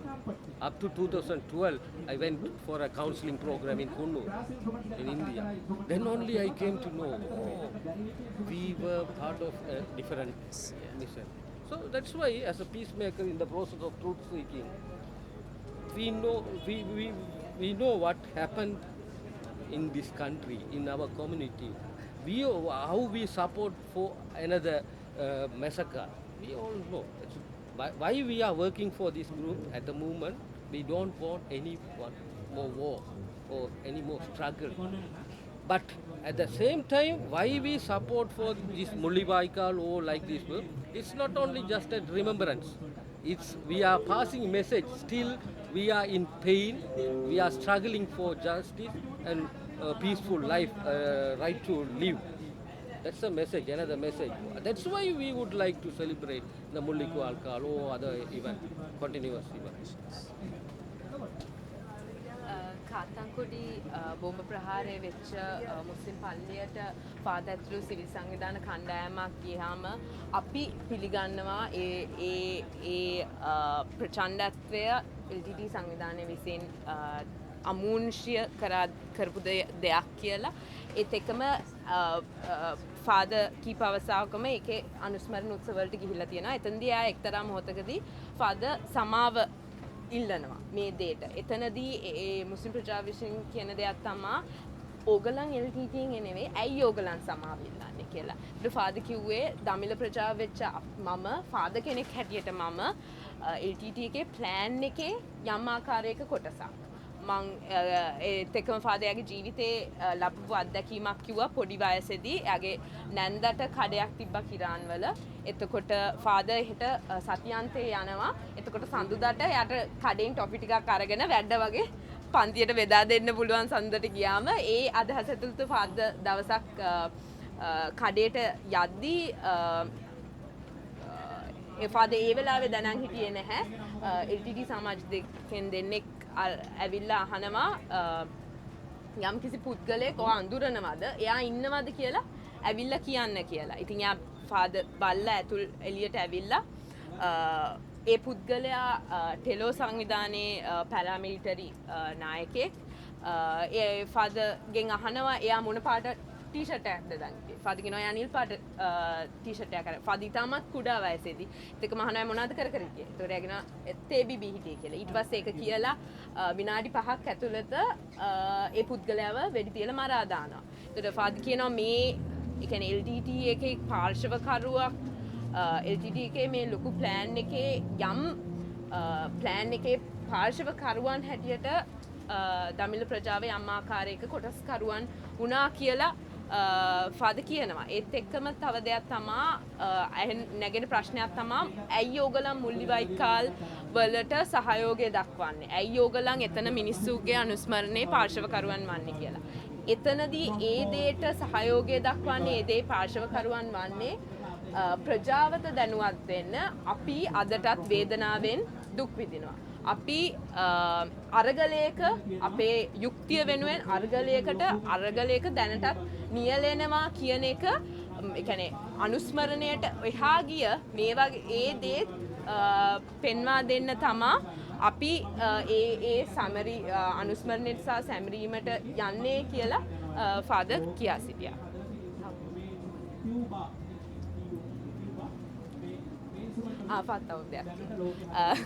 Father දැන් මොරින් කිව්වා වගේම දෙයක් father කිව්වා. Father 2012 වෙනකම්ම ඉන්දියාවේ කුන්නූරු වල counselling ලැබුවා. ඒ කියන්නේ ඒ අත්දැකීම් එක්ක ෆාදර් කවුන්සලින් වලටත් අවුරුදු ගණනාවක් ගියා කියලා ෆාදර් කියා සිටියා.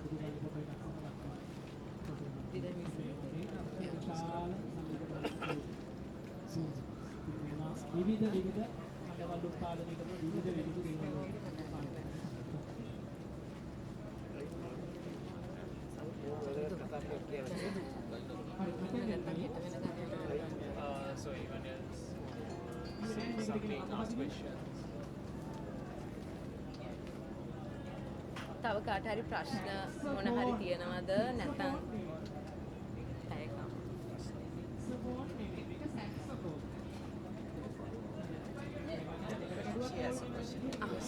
Okay, we are talking about this genocide, Tamil genocide, and also the massacres of other parties, right?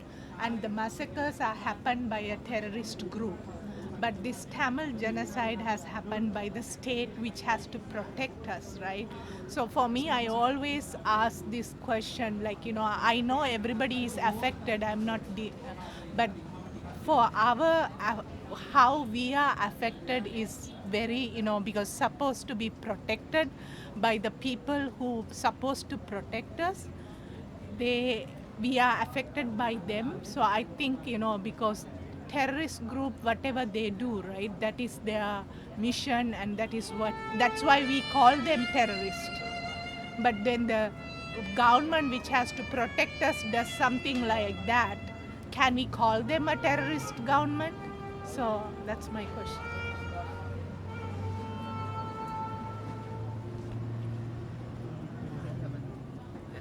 Protection is a state responsibility. යම් ආකාරයක ආරක්ෂාව කියන දේ රජයේ වගකීමක්. ඒ ආරක්ෂාව නැති වෙද්දී ඒ ආරක්ෂාව කරන්න ඕන පාර්ශවය විසින් අපේ ආරක්ෂාව තහවුරු වෙන්නේ නැති වුණාම එතනදී විශාල වශයෙන් ප්‍රශ්නයක් නැගෙනවා අපි කොහොමද ඒ රජය ආමන්ත්‍රණය කළ යුත්තේ කියලා. මොන ආකාරයෙන්ද ආමන්ත්‍රණය කර යුත්තේ කියන එක පිළිබඳව අපිට ඒ කියන්නේ ඒ අත්දැකීම විඳපු අපිට ප්‍රශ්නයක් ඇති වෙනවා.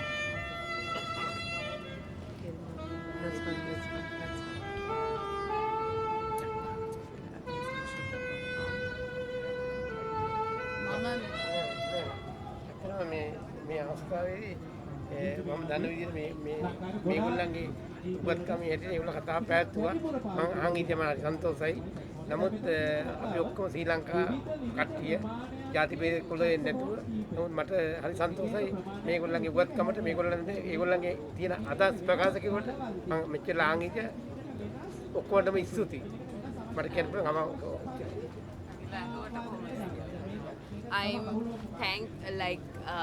I am thankful for providing us with that information. I came here to listen just to listen, and I'm really thankful for sharing your experience and your knowledge.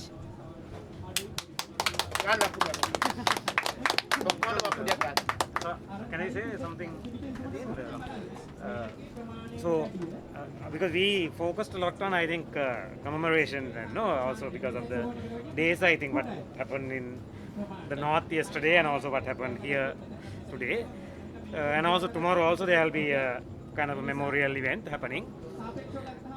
The හෙටත් නේ වගේ අනුස්මරණයක් තියෙනවා මුල්ලිවයිකාල් ජන සංහාරය. එතකොට අදත් ඊයේත් තිබුණා මේ කොළඹ සහ මුල්ලිවයිකාල් දෙකේම. ඉතින් දැන් මේ වගේ දේවල් අවුරුදු ගාණක් තිස්සේ තියෙනවා.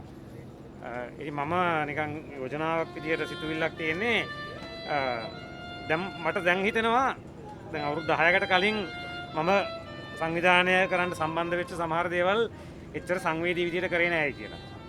හරි ඒ කියන්නේ මම ඒ අවුරුදු 10කට කලින් සංවිධානය කරපු විදියට වඩා වෙනස් විදියට තමයි දැන් කරනවා නම්. මොකද ඒ කාලේ මම දැන් පොඩ්ඩක් පාඩම් ටිකක් ඉගෙනගෙන තියෙනවා මම කරපු වැරදීම නෙමෙයි වැරදි සහ සංවේදී නැති බව. වැරදි වලටත් වඩා. So I feel that I won't if I'm organizing a memorial now, I won't do it the same way as I had been doing 10 years ago or 5-6 years ago, because I have learnt some lessons from things I shouldn't have done, at that time, and to be more sensitive.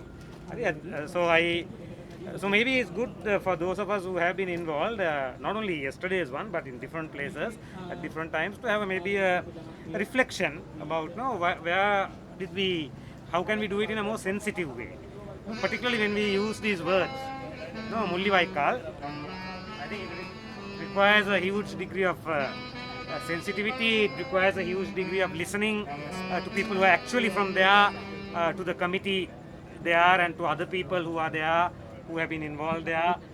So maybe I think it will be not individually but collectively, if we can do a reflection, I think maybe it will be useful. මම හිතන්නේ අපි තනි තනියම විතරක්ම නෙමෙයි එකතු වෙලා අනේ මේ වගේ මෙනෙහි කිරීමක් කරන්න පුළුවන් නම් ඊට වඩා මේ සංවේදී වෙන්නේ කොහොමද, විශේෂයෙන් මේ මුල්ලිවයිකාල් මේ ජෙනොසයිඩ් ජනසංහාර වගේ වචන අපි පාවිච්චි කරද්දී කොහොමද ඒවා කල යුත්තේ නොකල යුත්තේ කියන එක අපිට මෙනෙහි කිරීමක් කරන්න පුළුවන් නම් හොඳයි කියලා මම හිතනවා, උත්සාහ කරන්න පුළුවන් නම්. So maybe this could also be a space for that. The People's University මේ සරසවිය ජනතා සරසවිය ඒකටත් ඉඩක් වෙන්න පුළුවන් කියලා මම හිතනවා. Thank you.